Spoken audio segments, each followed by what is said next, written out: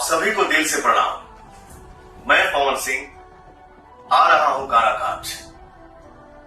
Sir सजदे में है, दिल में सेवादारी है।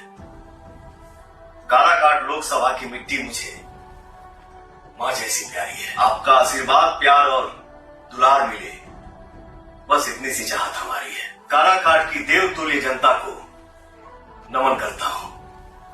आपका प्यार मिले, आपका बेटा आपका नेता बने और मुझे सेवा करने का अधिकार मिले। जय हिंद, जय बिहार, जय काराकाट की जनता। प्रणाम। आप सभी को दिल से प्रणाम। मैं पवन सिंह आ रहा हूं काराकाट। सर सजदे में है, दिल में सेवादारी है।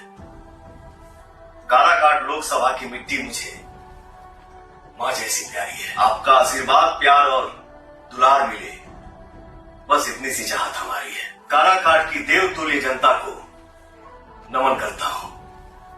आपका प्यार मिले, आपका बेटा आपका नेता बने और मुझे सेवा करने का अधिकार मिले। जय हिंद, जय बिहार, जय काराकाट की जनता।